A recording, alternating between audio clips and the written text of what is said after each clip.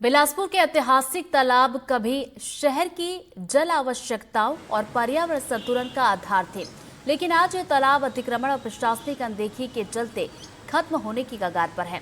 रसूखदारों और बड़े बिल्डरों ने अतिक्रमण करके इन तालाबों को नक्शे से ही गायब कर दिया।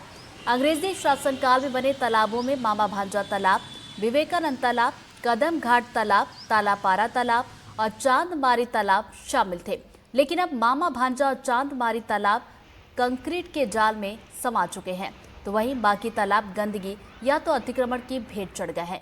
प्रशासनिक अनदेखी इसका बड़ा कारण है। इन तालाबों को संरक्षण और संवर्धन की जरूरत है। इन्हीं बिंदुओं पर सहयोगी दुर्गा प्रसाद मिर्धा ने कुछ एक्सपर्ट्स और जिम्मेदारों से बातचीत की है।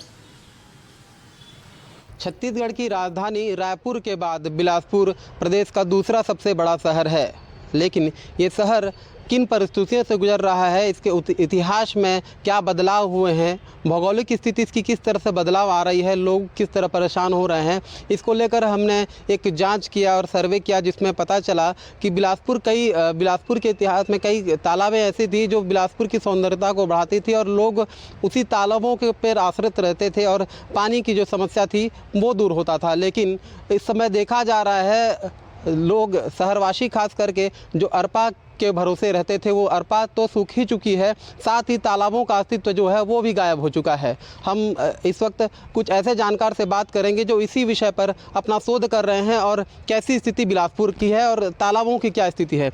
सबसे पहले तो अपना परिचय बता देंगे सर। मैं डॉक्टर प्रसून सोनी हूँ, गुरु घासीदास विश्वविद्यालय में सहायक प्राध्यापक के रूप में कार्य कर रहा हूँ और रिमोट सेंसिंग GIS पे ज़्यादातर रिसर्च करता हूँ। जी सर, आपने अपने शोध में क्या पाया, किस तरह से तालाब जो हैं वो गायब होते जा रहे हैं शहर से? अगर हम सैटेलाइट इमेज को देखें ना तो 1972 से आज तक लैंडसैट एक अमेरिकन सैटेलाइट है, उसके डाटा उपलब्ध हैं और 30 मीटर रिजोल्यूशन होता है उसका। तो उसमें अगर देखें तो 1972 में कई सारे ऐसे तालाब जो उस इमेज में दिख रहे हैं उसको जियो प्रोसेसिंग के माध्यम से हम अलग कर लेते हैं, जो आज के समय में नहीं दिख रहे हैं। तो इससे क्लियर एक ट्रेंड देखने को मिल रहा है कि शहरों में जो तालाबों की संख्या कम हो रही है। जी। ऐसा एक देखने को डेटा में मिलता है। क्या लगता है शहर के विकास के साथ शहर अपना भविष्य को जो है वो खतरे में डाल रहा है? हाँ, तालाब जो है वो बहुत ज़्यादा तौर पे आम जनता को प्रभावित करते हैं। उससे कई समाज के रोजगार भी उससे विकसित होते हैं, आर्थिक स्थिति भी समाज की सुधरती है। पर्यावरण और इकोसिस्टम को देखें तो पारिस्थितिक तंत्र एक पूरा तालाब का होता है। जी। है ना, कि तालाब में किस तरीके के BODs बिहेव करेंगे, कैसे कोई स्पीसीज़ वहाँ डेवलप होगा, ये सारा चीज़ का एक माध्यम रहता है तालाब। तो पर्यावरण की दृष्टि से भी महत्वपूर्ण है, समाज की दृष्टि से भी बहुत सारे रिचुअल्स भी वहाँ पर होते हैं। तो ऐसे बहुत महत्वपूर्ण होता है एक तालाब समाज के लिए। जी जी बिल्कुल। जिस तरह से बिलासपुर में देखा जाता है कि सैकड़ों की संख्या में बिलासपुर शहर के सभी वार्डों में तालाब हुआ करती थी, जो वर्तमान समय में गायब हो चुके हैं और इसके पीछे का कारण कुछ और नहीं, अवैध प्लांटिंग और भूमाफियाओं के द्वारा कब्जा कर उन्हें कॉलोनी में तब्दील कर दिया गया है, जिसको लेकर निगम प्रशासन भी दावा कर रहे हैं कि बहुत जल्द ही उन पर कार्रवाई की जाएगी और उन तालाबों को खोद के फिर से उनका निर्माण किया जाएगा।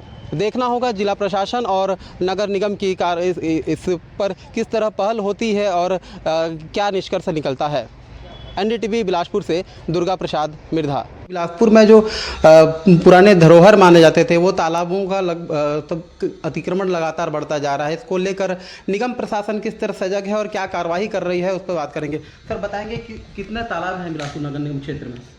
बिलासपुर नगर निगम क्षेत्र में कुल 95 तालाब हैं हमारे पास और इन तालाबों का अभी का करंट स्टेटस के लिए कलेक्टर सर द्वारा एक समिति का निर्माण किया गया है, जिसमें SDM साहब की अध्यक्षता है। हमारे यहाँ से एडिशनल कमिश्नर और पूरी टीम है, जिनको 10 दिवस के अंदर इन पूरे तालाबों का सर्वे करके एक रिपोर्ट करने का काम सौंपा गया है कि किसमें कितना अतिक्रमण है, किसमें क्या है, ये कौन सा निजी है, किस निसार पत्रक में किसमें क्या लिखा हुआ है, पूरी जानकारी के साथ। तो इसमें निगम की टीम और राजस्व की टीम लगातार अभी जाके हर जगह सर्वे कर रही है और इसका रिपोर्ट आने के बाद हमें तत्काल की वस्तु स्थिति इन तालाबों की पता चल जाएगी। जी सर, कई ऐसे पुराने तालाब हैं जिस पर लगातार अतिक्रमण हो रहा है, निगम के द्वारा अवैध कब्जा और प्लांटिंग पे तो कार्रवाई हो रही है, तालाबों पर क्यों ध्यान देते हैं? निगम के द्वारा कहीं पे भी यदि अवैध कब्जा रह रहा है जिसमें हमें सूचना मिल रही है और जिसमें प्रॉपर जो प्रोटोकॉल होता है उसको फॉलो करके हमने कार्रवाई किया है। तालाबों पर भी देखेंगे तो जहाँ पे हमें सूचना मिली है उस पर हमने कार्रवाई भी किया है।